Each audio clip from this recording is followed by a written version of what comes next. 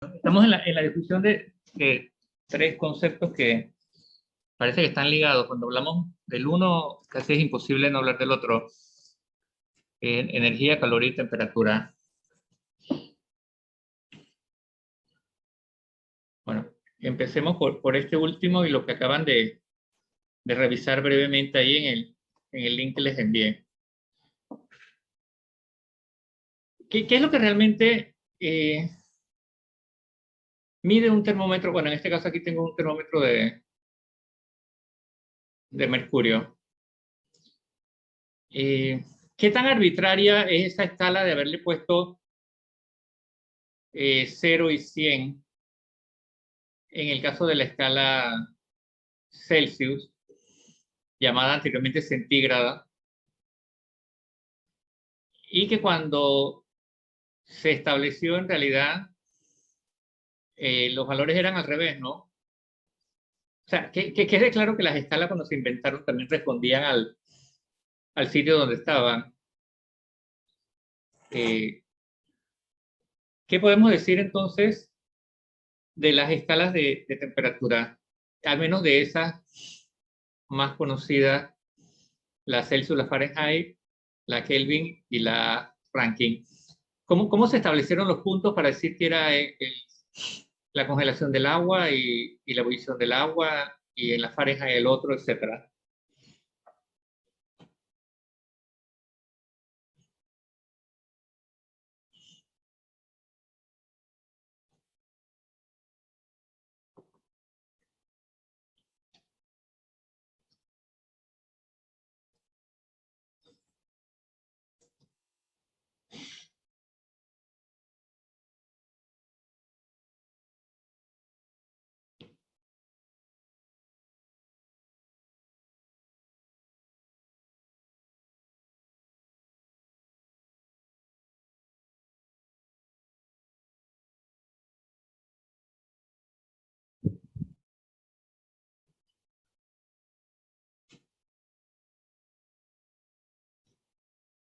Bueno, quedamos mudos. A ver, si me dicen que no leyeron nada, entonces seguimos y ya pues.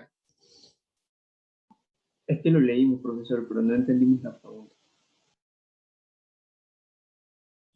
¿Qué no entendiste? ¿No entendiste las palabras, el idioma? ¿Qué fue lo que no entendiste?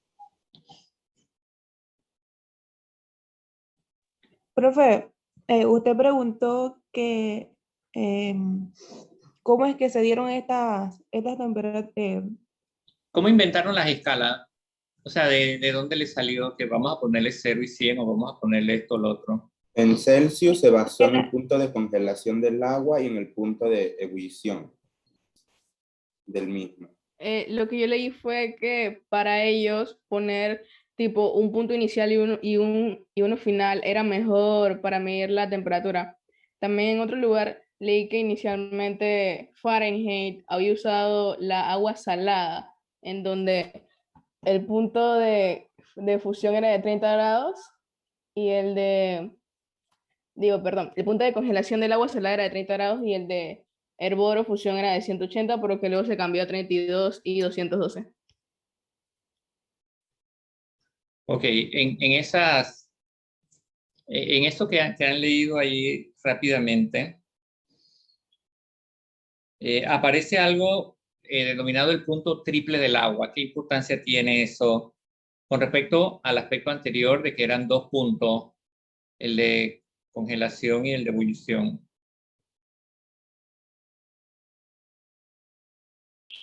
Porque es donde consisten los tres puntos del agua, en estado sólido, líquido y gaseoso. Los tres puntos, los tres estados. Los de tres estados, disculpe. Y también porque se logra determinar con mayor precisión debido a que supone un punto fijo en cuanto a la escala termodinámica. Ok, entonces esa es otra idea importante, un punto fijo. Porque, ¿qué pasa con el punto de ebullición del agua? ¿Es el mismo en todas partes?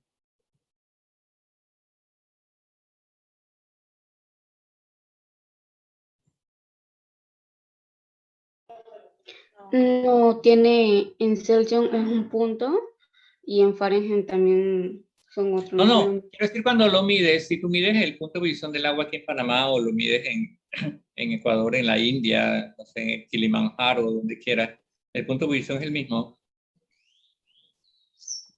No, Claro que no es el mismo. porque depende a qué presión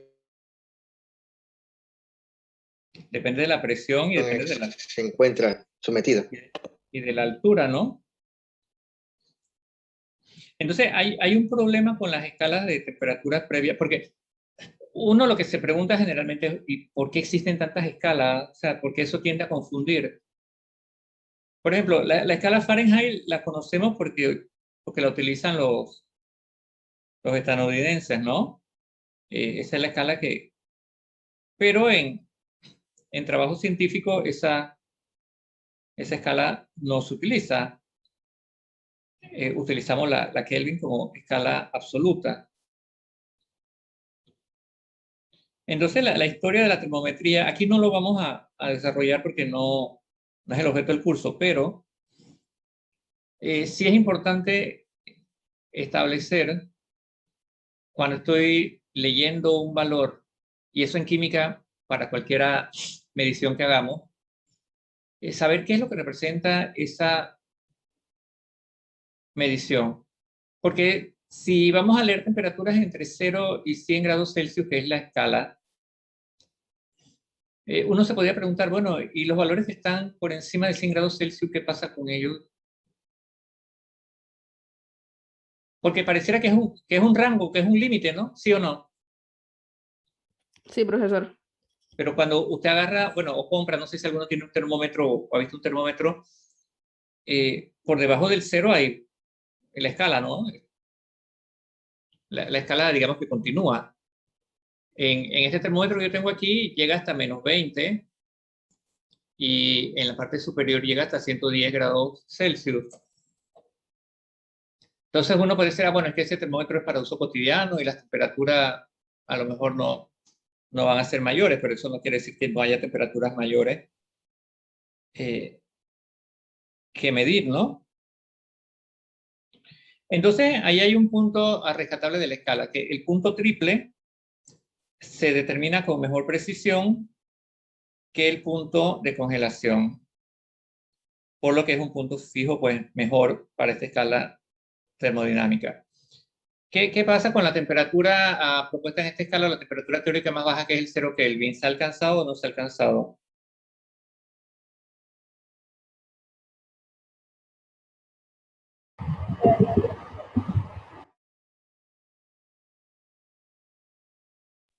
No, llegan Lo a que decía el lugares doc, muy no. aproximados, pero no llegan al cero.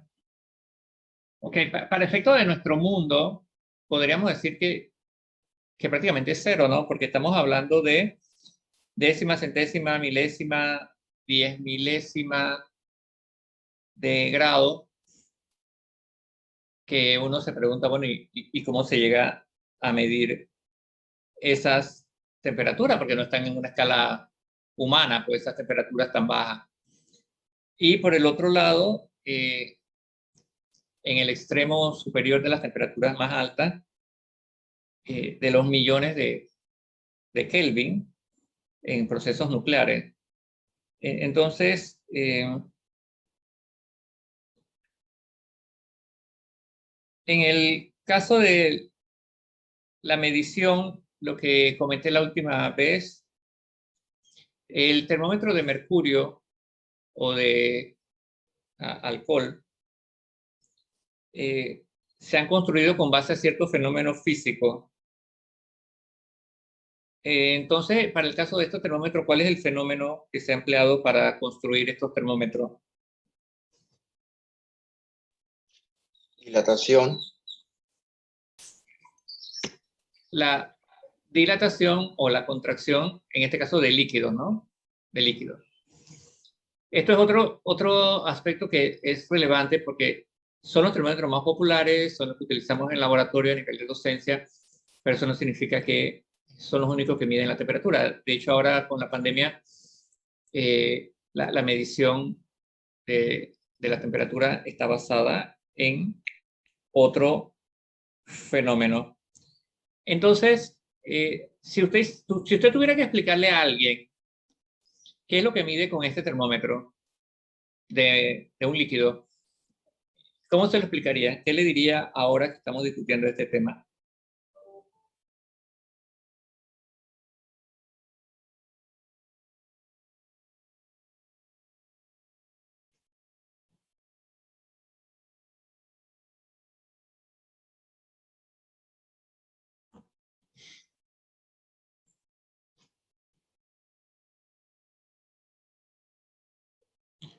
¿Se entendió la pregunta? La repito, porque ustedes quedan en este mutismo que hay que calibrarlo por cuántos segundos.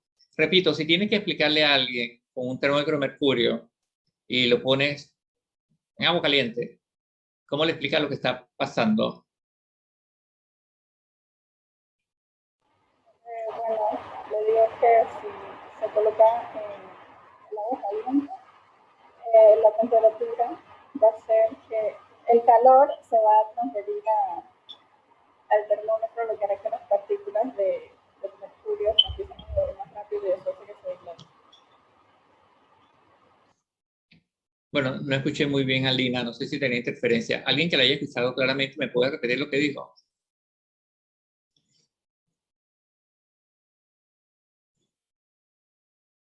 Ella mencionó que cuando, o sea, que cuando el calor es transmitido al termómetro, el líquido que se encuentra dentro, o sea, el mercurio o el alcohol, se dilatará por el calor que se transmite. Algo así fue lo que le escuché, profe.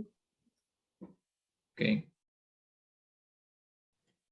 O sea, y dentro de este cilindro, entonces se produce una variación en la altura del líquido. Eso es lo que nosotros vemos visualmente, ¿no?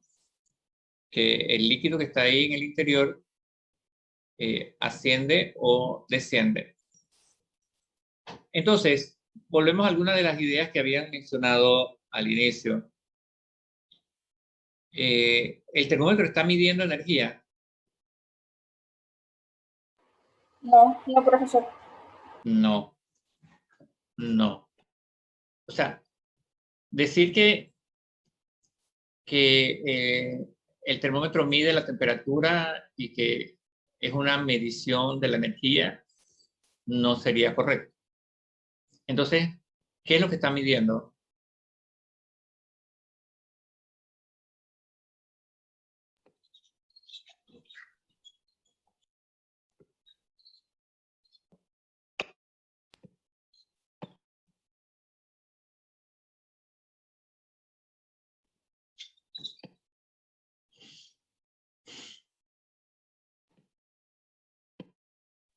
El calor, profe. Que basado en lo que usted dijo es los movimientos que se encuentran, que se transmiten, ¿no? De un cuerpo a otro. Ok, ¿qué más?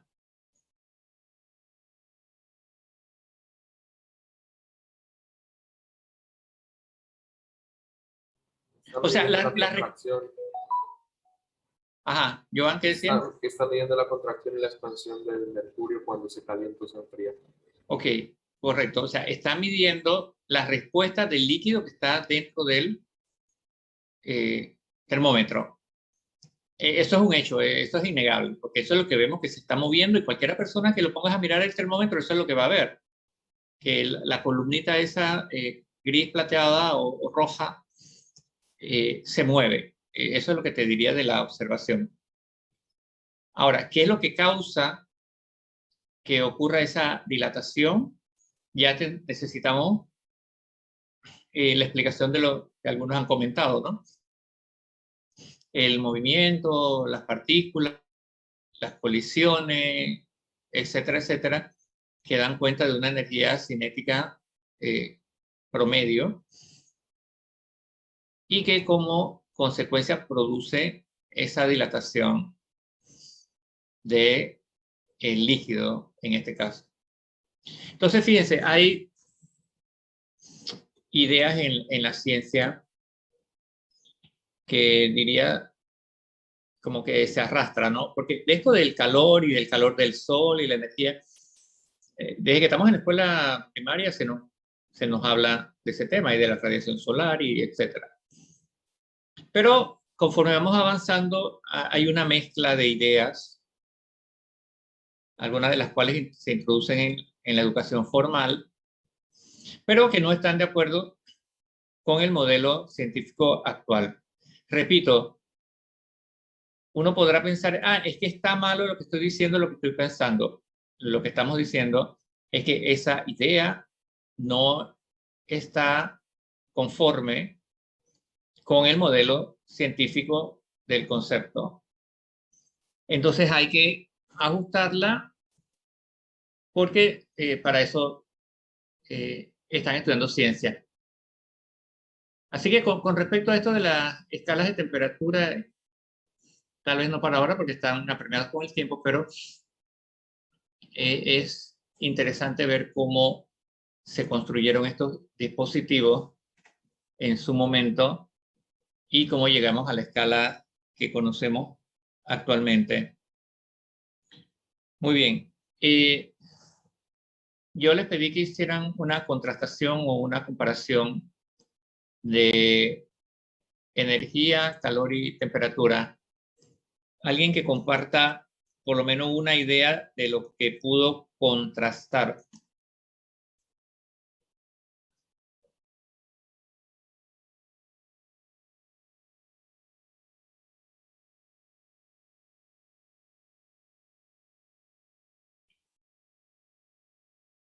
Bueno, profe, yo en energía puse que es la capacidad de la materia para realizar un trabajo, ya sea en forma de movimiento, luz o calor, entre otros.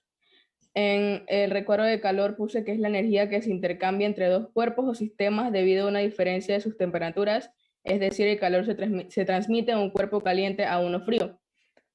Y por último, que la temperatura mide la cantidad de energía térmica disponible para trabajar en un sistema, por lo tanto aumenta o disminuye, se dilata o contrae dependiendo del calor que éste reciba. A ver, pero en la primera definición de energía hablaste nuevamente de capacidad y cuando nosotros discutimos acá el concepto de energía, dijimos que esa idea era incompleta porque la energía interna no se convierte toda en trabajo. Entonces eso de capacidad para realizar un trabajo y definimos más bien la energía como las propiedades de un sistema y capaz de producir transformaciones en ese sistema. Y entre sus cualidades dijimos que la energía, ¿qué le acontece a la energía?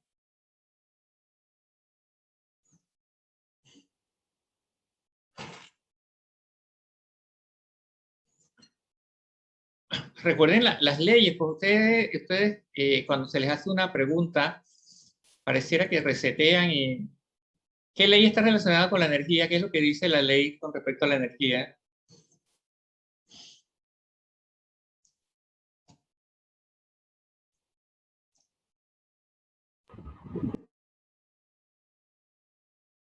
No se crea ni se destruye, sino que se transforma. Ya, ¿qué más? Entonces, esto es una propiedad, ¿no? Se transforma, ¿qué más?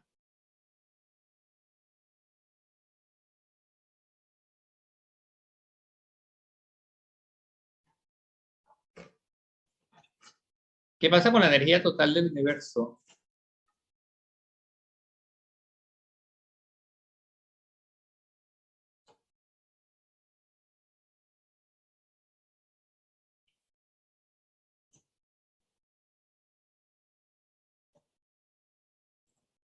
Tiende a la entropía, profesor.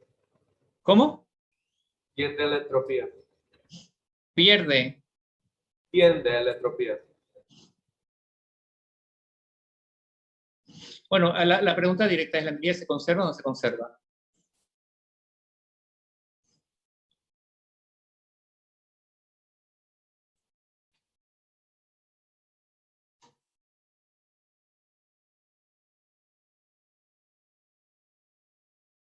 Nunca hemos oído eso, si la energía se conserva o no se conserva, jamás en física, en ninguna asignatura en la vida. Sí, profe, la energía se conserva, la energía en el universo es la misma, solo se transforma. Es constante, ¿no? Ya, ¿qué otra cosa sobre la energía? Es que ya lo mencionamos, y en la clase pasada puse la diapositiva y les mostré que hablábamos de distintos tipos de energía, y energía eléctrica y nuclear, y no sé cuántas cosas que ustedes mencionaron. Y decíamos que para afinar la idea, por eso la definíamos como la propiedad de un sistema, para no pensar que una energía, la energía eléctrica es otra cosa distinta o tiene otras características de las otras energías, ¿no?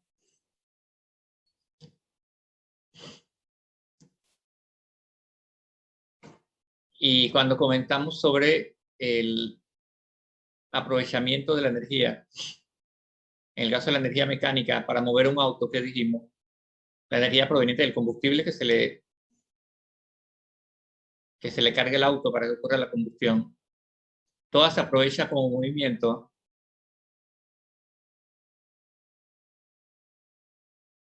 O toda se convierte en movimiento.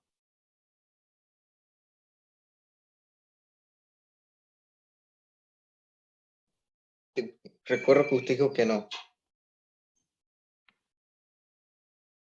Ya. ¿Y qué le pasaba entonces?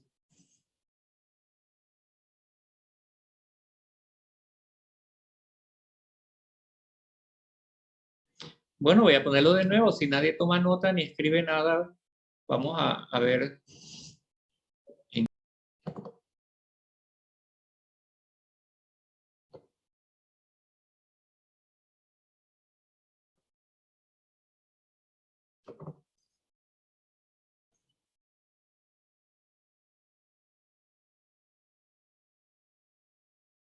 Me dicen si yo estoy inventando y yo no les mostré esto, porque de pronto a lo mejor ni se los he mostrado y les estoy pidiendo que me digan algo que no les mostré.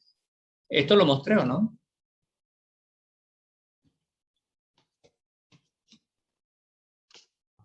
Sí lo mostró.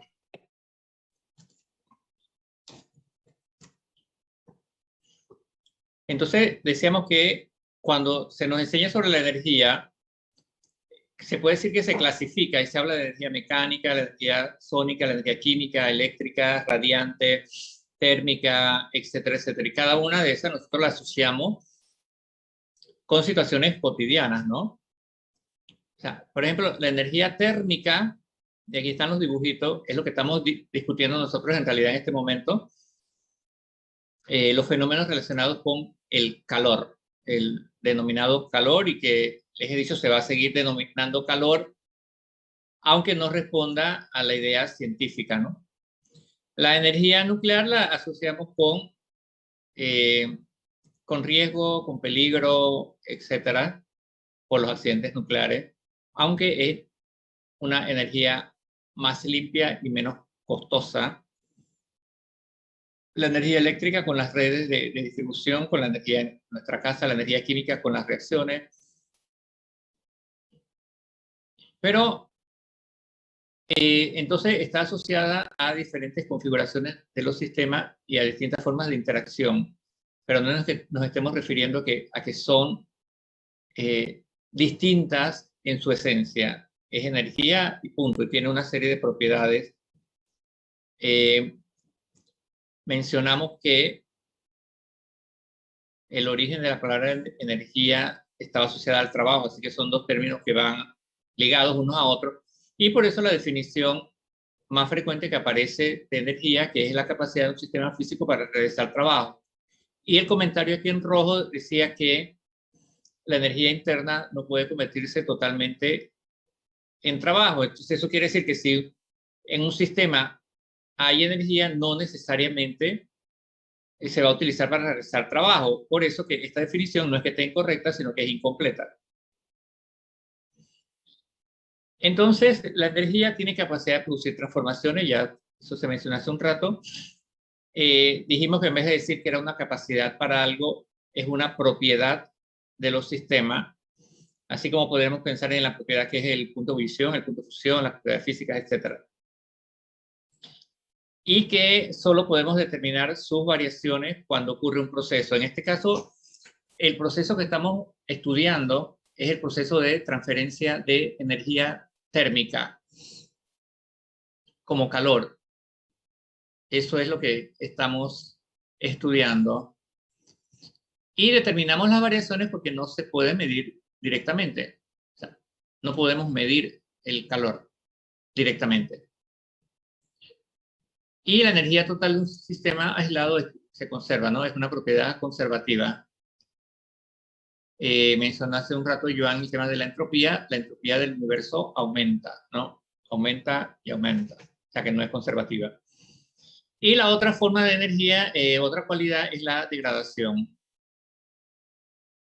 que es lo que le mencionaba del combustible del auto, ¿no? Todo no se utiliza para mover el auto, parte de esa energía se degrada. Y en realidad los combustibles, un 25% es lo que se aprovecha como energía útil para el movimiento propio del auto. Entonces, los que están anotando, por favor, si les parece, anotan eso, ¿no?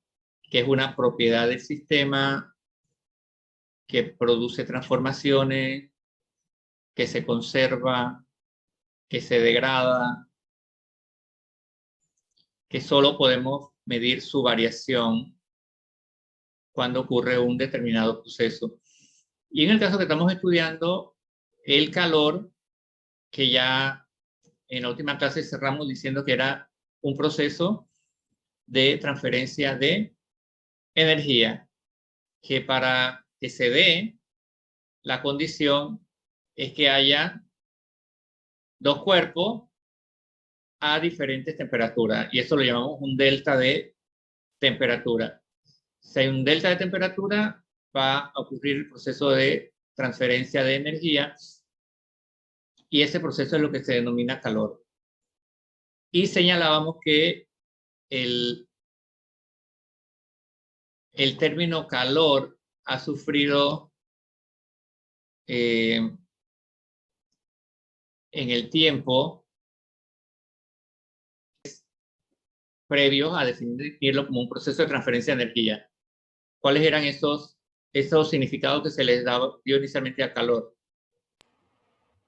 El primero era el calórico, que era un líquido, ¿El calor era? un fluido. O sea, más precisamente el término que utilizamos, que era, se consideraba el calor como... Calórico. No. O sea, sí, pero no es el término. Dentro de la clasificación química, quiero decir.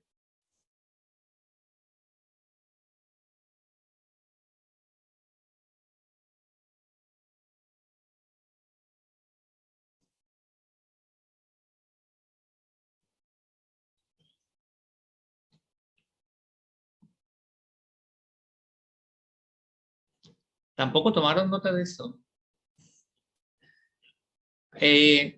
Dijimos que uno, el calor como sustancia, se consideraba sustancia.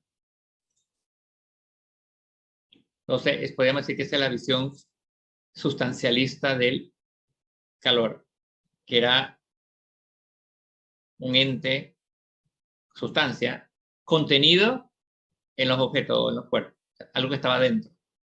Ok, ¿cuál fue la otra acepción de calor?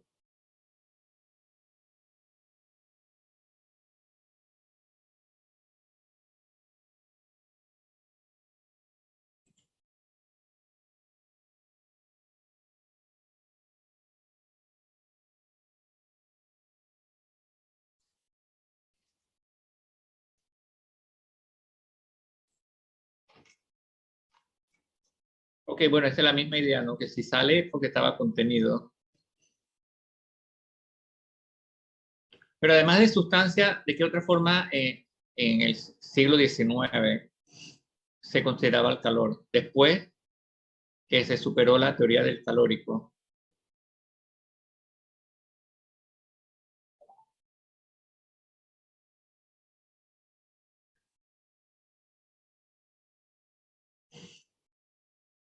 Recuerdo que se decía que era un fluido ingrávido. O sea, nuevamente eso es la concepción sustancialista. Se consideraba como unas ondas. Se consideró como ondas. Esa era la segunda idea sobre el calor. Luego de esa, ¿qué se le consideró? Después de que se considerara como una sustancia o fluido, se comenzó a pensar que era una forma de movimiento.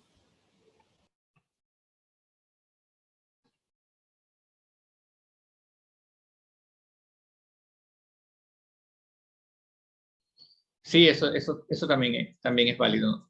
Pero estamos hablando de los 4 momentos. Como sustancia, como onda. ¿El tercero cuál era? ¿Cómo qué?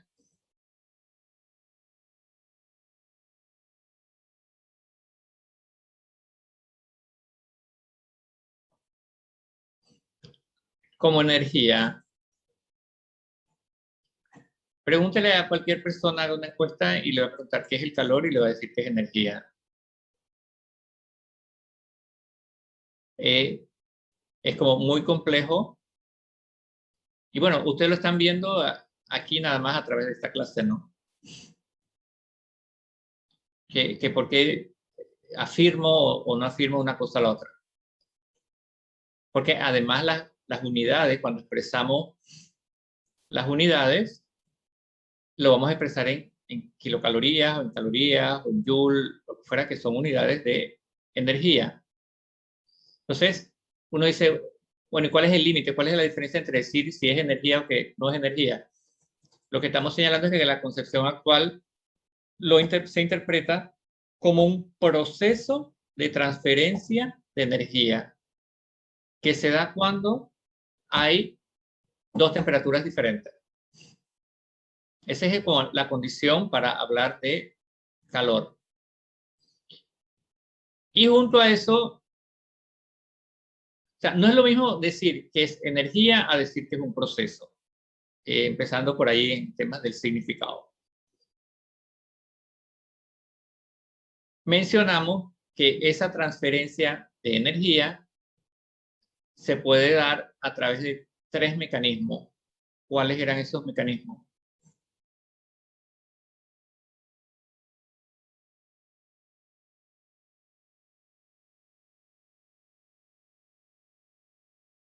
Conducción, convección y radiación. Ok, ¿y cómo podríamos diferenciar uno del otro en cuestiones de la vida diaria? Que la conducción La sea en conducción sólidos se- al calentar un extremo. La convección en fluidos, por lo general líquidos y gases, y la radiación es cuando el calor atraviesa, o sea, se hablaban de rayos infrarrojos. O sea, no se requiere un medio. Sí. Porque la radiación solar que recibimos, bueno, listo. Entonces, si hay mecanismos de transferencia de calor, eso significa que es un proceso y que no ocurre de una sola forma. Por lo tanto, eso refuerza la idea de que no debemos decir simplemente que es energía.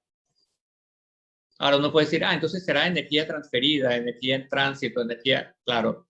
¿Bajo qué condición de que haya un delta de temperatura? Y bueno, ya discutimos muchas cosas de enfriarse, de esto, de aquello y lo demás.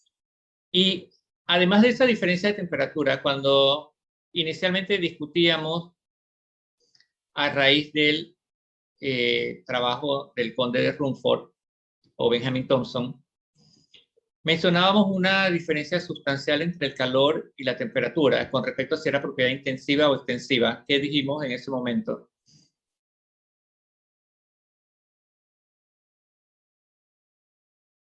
Y usábamos el ejemplo de que si con un termómetro medimos la temperatura de agua a temperatura ambiente, ¿no? Y medimos la temperatura de un tanque con agua, ¿qué concluimos? Que si estaban ambas a temperatura ambiente, no debería variar, debería ser la misma. La temperatura es independiente de la masa de agua a la cual se le esté midiendo. Y en el caso del calor, Depende de la masa y la energía. de la masa y la energía.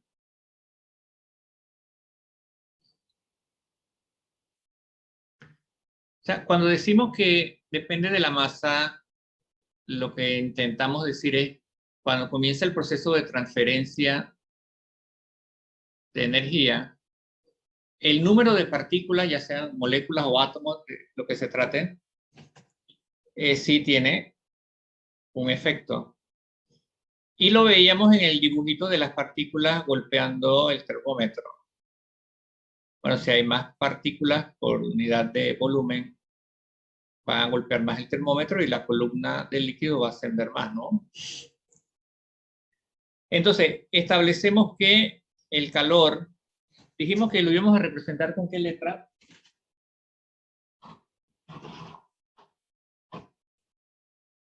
El calor. Que le dije que podía ser mayúscula o minúscula dependiendo quién escriba el libro, ¿no? Era una Q. Una Q. Una letra Q.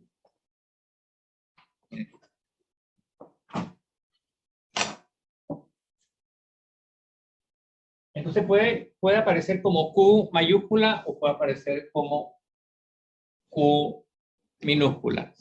Entonces, estamos diciendo que el calor es proporcional a la masa.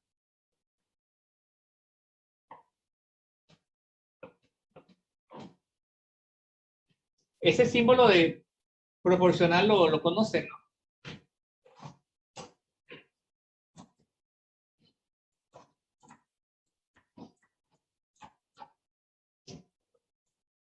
¿Lo conocen? ¿Lo han visto o no? No, profe.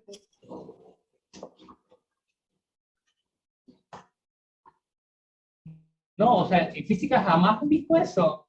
Para decir que una variable es proporcional a la otra. ¿Nunca vieron ese símbolo? En mi caso, no. Yo sí. Yo tampoco, Ah. profe. Yo sí, profesora. O sea, que no sepan cómo se llama no importa, pero para poner que es proporcional, ¿no? Ok, es proporcional a la masa del calor, ya lo dijimos. Y hemos dicho que para que haya transferencia de calor tiene que haber un delta de temperatura, ¿no? Esa es la condición fundamental. Y dijimos que la diferencia de temperatura lo vamos a llamar delta. Delta T. Que no sé cuántos también utilizaban para representar el calor con un triangulito. Eso lo hacían. Sí, Sí, profesor. profe. Sí. Simbolizar que en una reacción se requería calor o algo así, también se coloca este.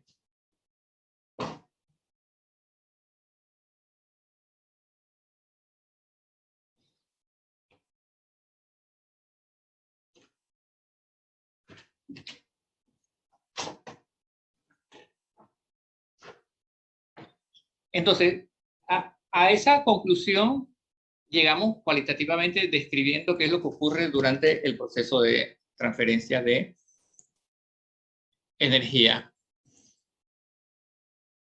Pero esto no es una ecuación, ¿no? Nada más es una proporcionalidad.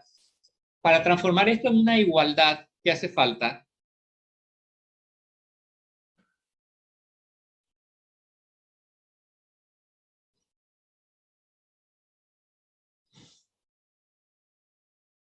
Por ejemplo, cuando usted estudió la ley de los gases y decía el volumen es proporcional a la temperatura, la presión es inversamente proporcional al volumen, etcétera, etcétera.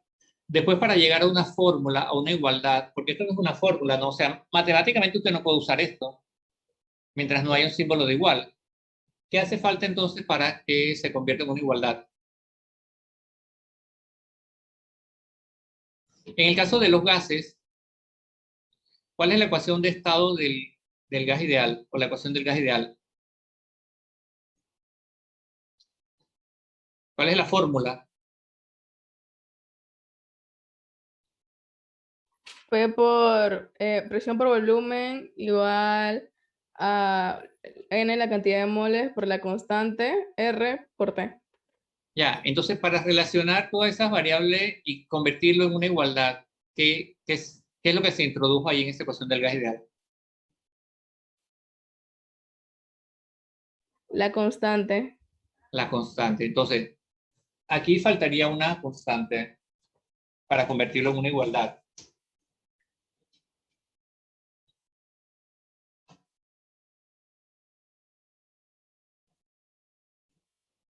Y en el caso del calor, esa constante es una C mayúscula. Y que representa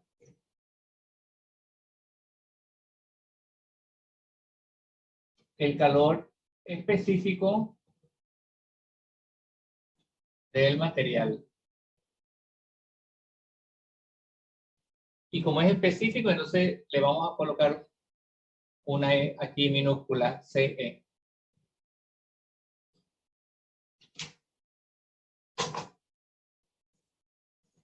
Entonces, para que se vea más elegante, digo yo al momento de hablar, vamos a poner la M primero.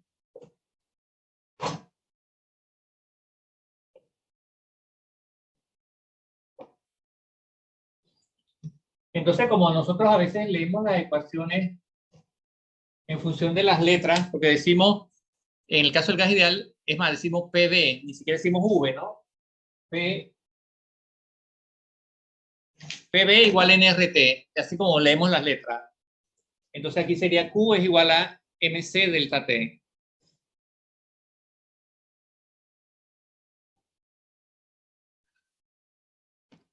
Muy bien, en la clase anterior alguien creo que preguntó, a alguna compañera, que qué pasaba con los recipientes, esos recipientes aislantes o térmicos.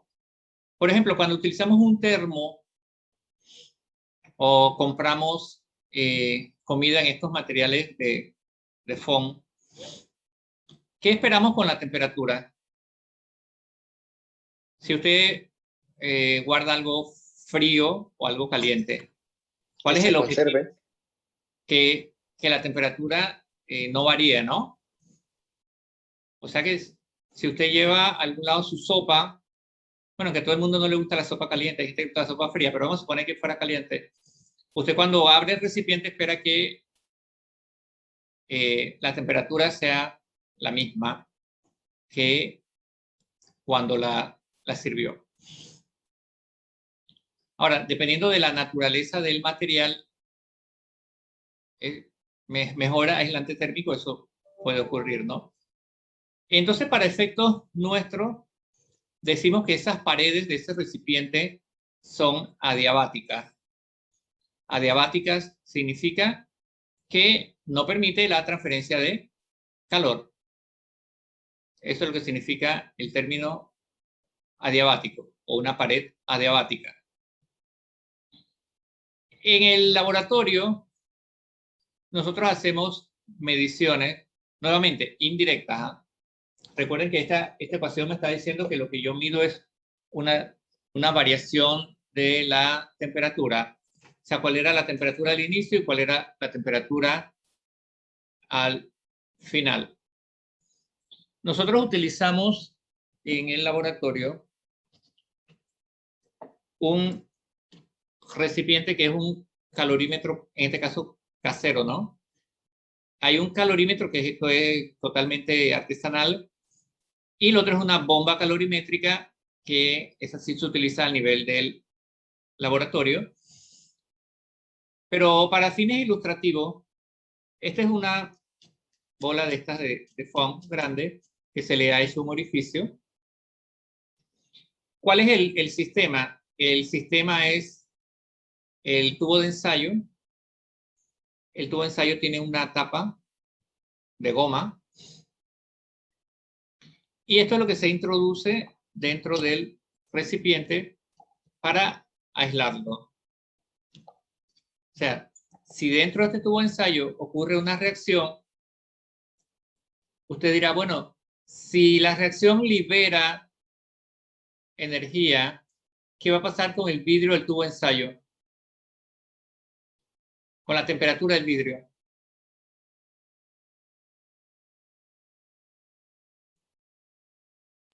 Va a aumentar la temperatura. O sea, el tubo de ensayo va a aumentar la temperatura. En términos cotidianos decimos se calienta, ¿no? O sea, si estás haciendo la reacción y ocurrió la reacción y tienes el tubo sujeto, vas a decir, oh, se calentó. O sea, se liberó energía dentro del sistema. Entonces, Lo que se desea es que la energía que se libera o que se absorbe en el proceso, yo pueda medir la variación de temperatura.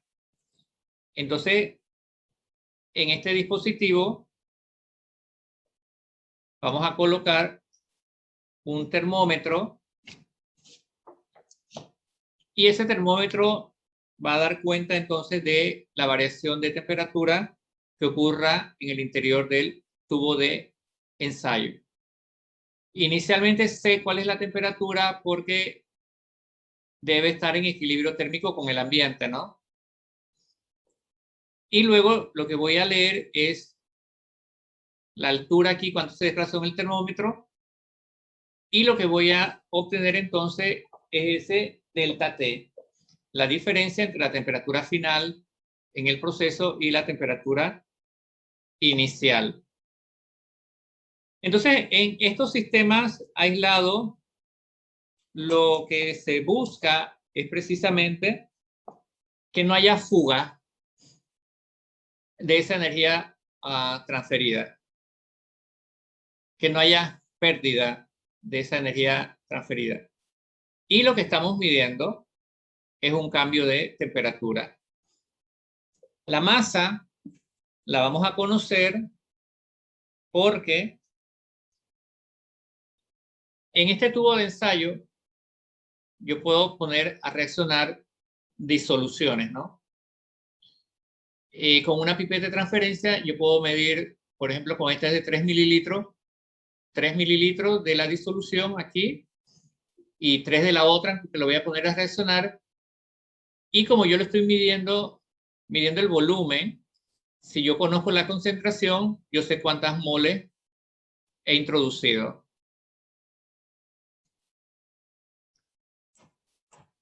La unidad para expresar la concentración, cuando estudiamos reacciones en agua, en disolución acuosa, ¿cuál es la unidad recomendada en química para hablar de una disolución?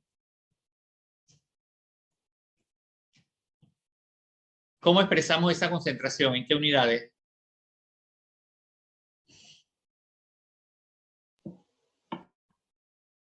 Mol sobre mililitro. Mol sobre.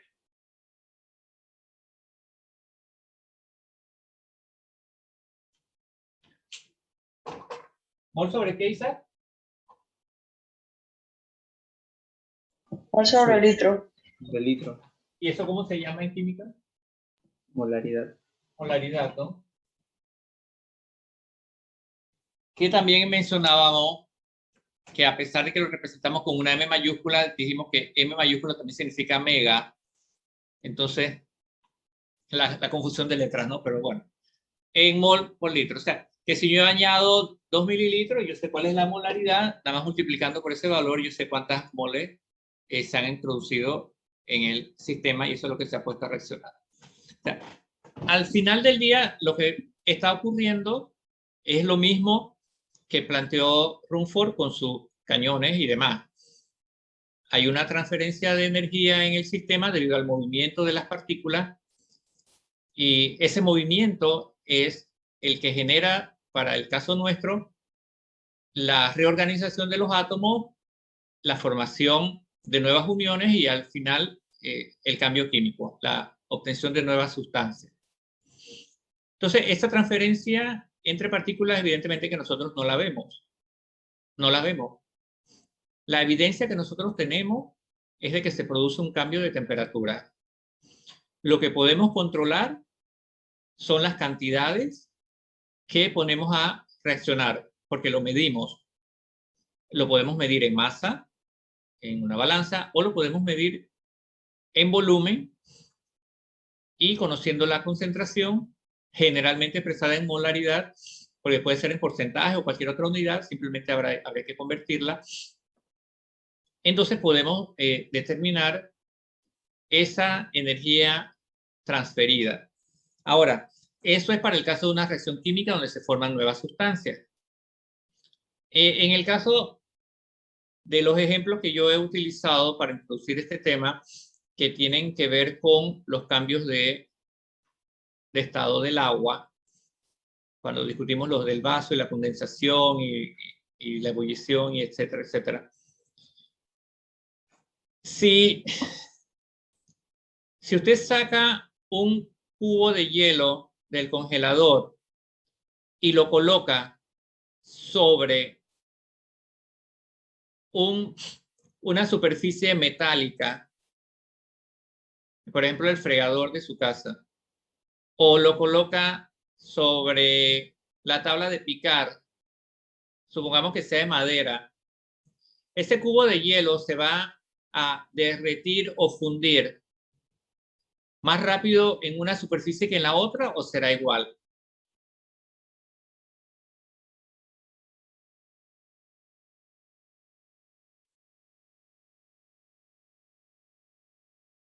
¿Qué piensa?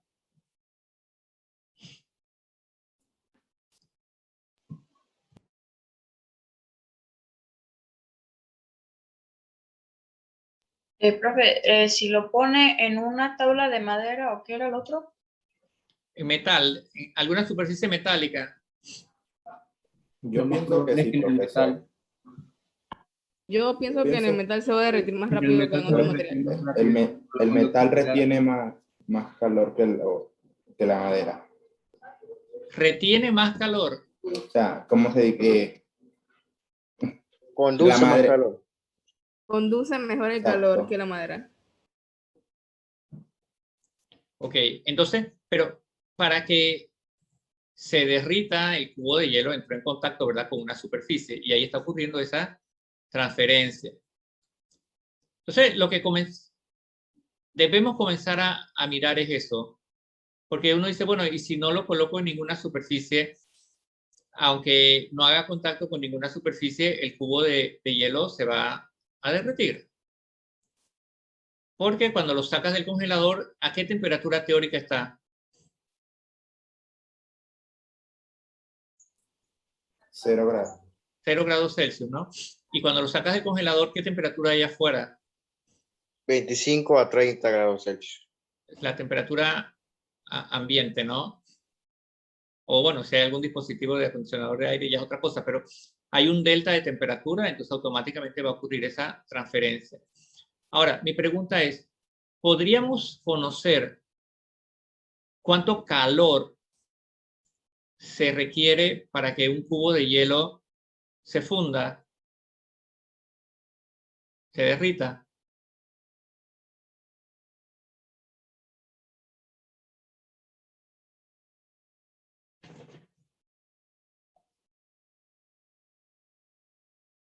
¿Podemos saber lo que creen, sí o no? Yo creo que sí. ¿Tú crees que sí? Pensemos en todos estos cambios. Cuando sacamos el cubo de hielo de la nevera, está en fase sólida. Luego comienza a cambiar a fase líquida hasta que se funde todo. Luego, si continuamos calentando el agua ya líquida hasta que hierva, o sea, lo llevamos hasta 100 grados Celsius. Y después de eso, queremos que el agua se evapore. Todos esos cambios de fase son posibles a partir de un cubito de hielo, ¿sí o no? Sí, profesor. Sí. Usted dice, bueno, fácil. Saco el cubo de hielo, lo deposito en una vasija, una ollita, qué sé yo, metálica, espero que se funda, tengo agua líquida, ahora lo caliento, en la estufa puede ser, y espero que se evapore. Entonces estamos mirando allí el cambio de sólido a líquido a vapor de agua. Y lo que le estoy preguntando es si es posible determinar numéricamente esas variaciones. Isaac dice que él piensa que sí. Entonces vamos a ver la termoquímica. Termo, que significa calor, ¿no? Y es una rama de la termodinámica que estudia la absorción y la liberación de calor que acompaña una reacción química. En este caso, no solo es identificado una reacción química, sino también proceso físico, ¿no?, de cambio de estado. Entonces, para responder a la cuestión que que está proponiendo, que estoy proponiendo, esto lo tomé así al azar para que ustedes vean cómo en la web pueden encontrar títulos que, este decía tabla de calor. O sea, eso suena muy extraño. Tabla de calor, el título. Aquí están unos materiales y hay algunos valores de la constante que escribimos hace un rato, el calor específico. O sea, el calor específico de un material es tal como su punto de ebullición, su punto de fusión, etc. Y luego acá hay dos valores, dice fusión y vaporización.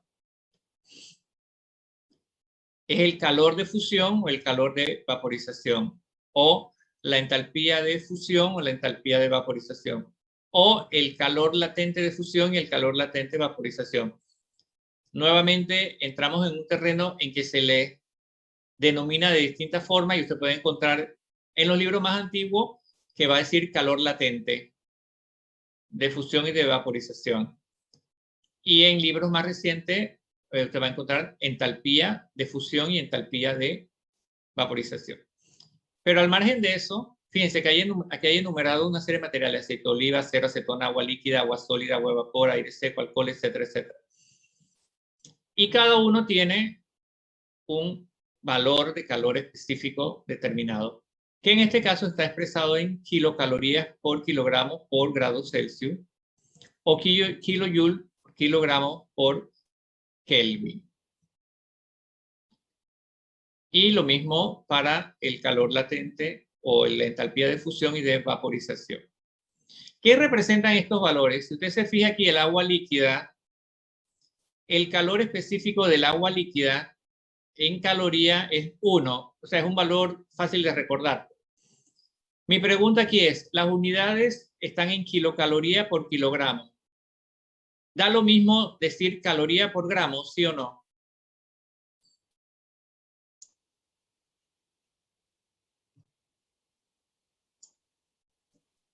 Repito la pregunta, ¿decir kilocaloría por kilogramo es lo mismo que decir caloría por gramo? Sí. Claro que sí, porque lo único que estoy haciendo es simplificando la K, ¿no? Entonces, el calor específico del agua líquida es 1 caloría por gramo por grado Celsius. ¿Qué significa ese valor? Que si yo quiero modificar o aumentar la temperatura del agua en 1 grado Celsius, porque esa es la unidad aquí por grado Celsius, si yo quiero elevar la temperatura de 1 gramo de agua, voy a necesitar 1 caloría. Tal vez, no sé, usted me dirá, si está acostumbrado a que las unidades generalmente son 2, ¿no? Uno dice metro por segundo, litro por hora o qué sé yo. Aquí estamos hablando que es caloría por gramo por grado. O sea, en el denominador hay 2 unidades, gramo y grado. Así que si el valor es de 1 caloría, significa que si yo mido 1 gramo de agua, ¿qué volumen sería más o menos? ¿Cuántos mililitros?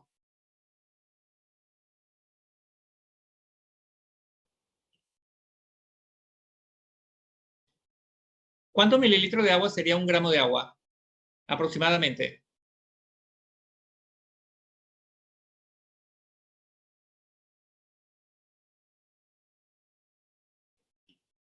¿Cuál es el valor máximo de la densidad del agua en gramos por mililitro o gramos por centímetro cúbico? ¿Cuál es el valor numérico? 1. Ya. Entonces, 1 gramo de agua, ¿cuántos mililitros sería? 1. 1, pues si la densidad es 1, estoy diciendo que es 1 gramo por 1 mililitro. Entonces, si yo mido correctamente 1 mililitro, 1 mililitro de agua, estoy midiendo 1 gramo de agua. Entonces, si ese gramo de agua está a la temperatura ambiente, ahora mismo vamos a suponer que sean 30 grados Celsius. Si yo quiero modificar esa temperatura en 1 grado Celsius, es decir, pasar de 30 a 31, ¿cuántas calorías necesitaría aplicar?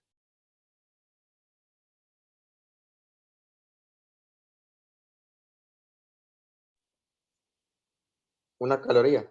Una, porque el calor es una. Una caloría por cada gramo, por cada grado Celsius que quiera aumentar la temperatura. Fíjense, esto nosotros cuando ponemos a hervir agua, estamos cocinando, haciendo lo que sea. Enciendo el gas, lo que dijimos la otra vez. Prendo la mecha alta y que se caliente eso y que hierva rápido. Pero en realidad lo que estamos haciendo es transfiriendo energía al sistema para lograr que el agua, que es el medio donde está ocurriendo, en este caso la reacción en la cocina, se caliente progresivamente y vaya aumentando la temperatura. Entonces, el calor específico se refiere a eso. La cantidad de energía necesaria para aumentar la temperatura, en este caso del agua, porque el material es el agua, cocinamos,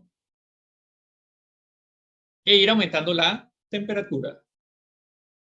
Entonces tenemos para el agua líquida, para el agua sólida, que llamamos hielo, vemos que el calor específico es la mitad, 0,5 calorías por gramo por grado Celsius. Y el calor de fusión es 79,7 calorías por gramo. Fíjense que aquí ya no es calor específico. El calor específico, la unidad es energía por masa por temperatura. Aquí la unidad es energía por unidad de masa. Entonces, para el hielo se necesitan 79,7 calorías por cada gramo de hielo. O sea, si usted saca un cubo de hielo de su congelador y lo masa, usted podrá saber cuánta energía se requiere para fundirlo. ¿Cómo? Conociendo el calor de fusión del hielo. Si usted saca no un cubo, sino un pedazo de hielo más grande, y usted lo masa, con este valor, conociendo la masa, usted podría saber cuál es la energía necesaria para fundirlo. ¿Se entiende lo que estoy diciendo? Sí. En el caso del agua, el vapor, lo mismo. Aquí está el calor específico. Y en la vaporización, o sea, el paso de líquido a gas, si usted tiene un volumen conocido que lo quiere convertir en vapor, o sea, vaporizarlo, serían 539 calorías por cada gramo. Entonces, lo que se concluye hasta aquí es que para todas las transiciones, repito, en este caso del agua, puede ser cualquier otro material o sustancia, yo puedo conocer cuánta energía se requiere invertir para lograr que ocurran esos cambios de estado o esos cambios de fase, utilizando estas tablas, entre comillas, aquí denominadas tablas de calor. ¿Alguna pregunta con respecto a lo que ilustra esta tabla? Lo contrario a la fusión, ¿qué es? ¿Cuál es el proceso contrario a la fusión? La congelación. ¿Y a la vaporización? Condensación. ¿La qué? Condensación. La condensación. Entonces, si conozco uno, conozco el otro, ¿no? Porque cuando el hielo se funde, es en el mismo punto de congelación, a 0 grados Celsius. O sea, se congela a 0 grados Celsius y se funde a partir de 0 grados Celsius, en ese punto de equilibrio. Bueno, para terminar por hoy, veamos un ejemplo. Lee el enunciado, por favor, Isaac. Un cubo de hielo de 20 grados a 0 grados Celsius se calienta hasta que... Perdón, es que tenía hasta que 15 gramos se han convertido en agua a 100 grados Celsius y 5 gramos se han convertido en vapor. ¿Cuánto calor se necesitó? ¿Sigo leyendo o usted va a explicar? No. O sea, el seguimiento, aunque no hay un dibujo aquí, pero tienes un cubo de hielo Conocemos la masa, 20 gramos, está a 0 grados Celsius, lo acabas de sacar de la nevera. Se calienta hasta que 15 gramos se han convertido en agua a 100 grados Celsius y 5 gramos se han convertido en vapor. La pregunta es cuánta energía se transfirió, cuánto calor se necesitó para lograr esto. ¿Qué valores necesitamos los de la tabla anterior? Porque está hablando aquí de que el agua a 20 gramos de agua a 0 grados Celsius se calienta. Eso inmediatamente nos dice que se funde. Entonces necesitamos conocer el calor de fusión. Aquí está el valor en caloría. El 80 calorías por cada gramo de hielo. Y luego dice que 5 gramos se convierten en vapor. Así que necesitamos también conocer cuál es ese calor o entalpía de vaporización. 542,4 calorías por gramo. Entonces, ¿cuáles son los cambios que han ocurrido aquí? El hielo estaba a 0. De 0 grados Celsius se derrite, o sea, pasa a líquido. De líquido a 0 grados Celsius pasa a 100 grados Celsius.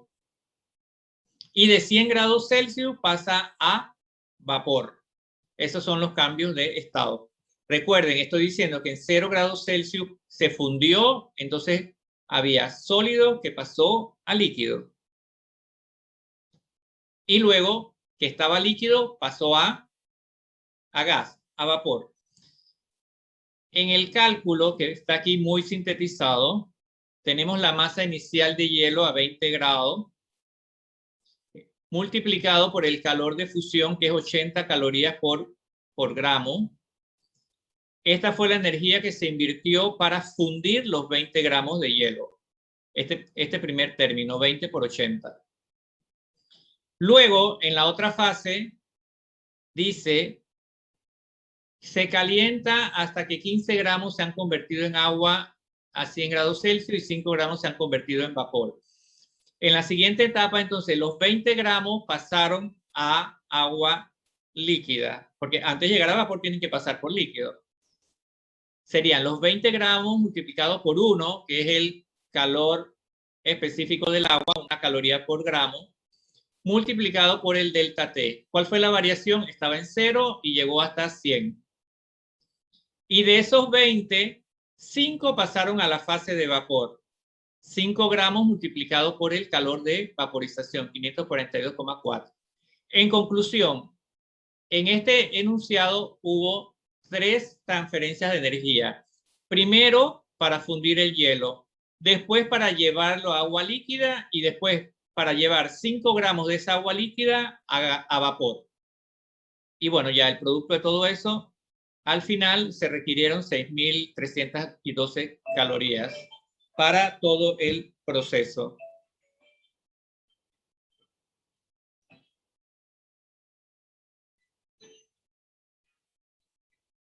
Pregunta.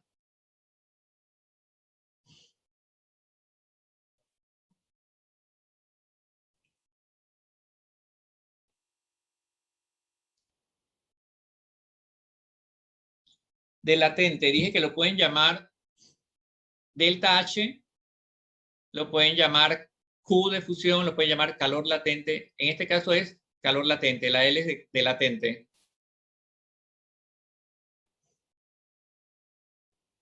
Lo que estaba aquí en el cuadro anterior como vaporización, fíjate aquí es una L, bueno, minúscula, pero L, ¿no? Pero se entiende lo que se fue invirtiendo pedazo a pedazo o parte por parte para calcular el total de energía que se requirió en el proceso. Se entiende por qué es, podríamos decirlo en 3 tiempos. Primero esto, después el segundo y después el tercero. ¿Eso quedó claro?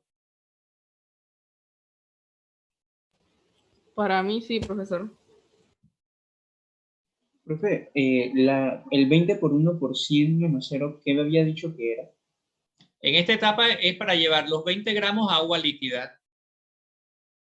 20 gramos por una caloría, que es el calor latente del agua líquida, por el delta T. El delta T que fue la diferencia de temperatura en llevar el agua desde 0 a 100 grados. Gracias. ¿Alguna otra pregunta? Bueno, si quieren, tómenle una captura para que los revise y el lunes me vuelve y me pregunta si algo no quedó claro. Vamos a terminar aquí porque ya es la hora y ustedes, no sé, tienen clase, supongo. A hablar del informe que entregaron. ¿De acuerdo? No tienen que traer ninguna presentación en PPT ni nada adicional, sino nos va a hablar del informe para convencernos qué hizo, cómo lo hizo, qué les resultó, qué no les resultó, qué problemas hubo, etcétera, etcétera. ¿Estamos de acuerdo? Sí, profesor.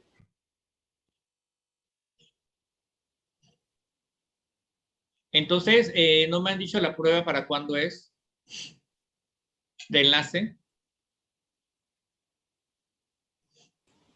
Bueno, nuestros compañeros decidieron, o sea, en conjunto decidimos que si se puede, quisiéramos realizarlo el miércoles. Ok, el miércoles en la tarde, a la hora o sea, entre la hora de clase y después que no tienen clase, ¿no? Sí, profesor. Ok, Sí, profesor. está bien. Cualquier duda que haya del tema de enlace, el lunes antes de iniciar pueden hacer la consulta, ¿no? Bueno, si Dios lo permite, nos vemos el lunes. Feliz fin de semana, ya llegando al casi final de la meta, por lo menos en cuanto a las clases, ¿no? Hasta luego. No, profe. Hasta luego, profesor. Hasta luego, profe. Hasta luego.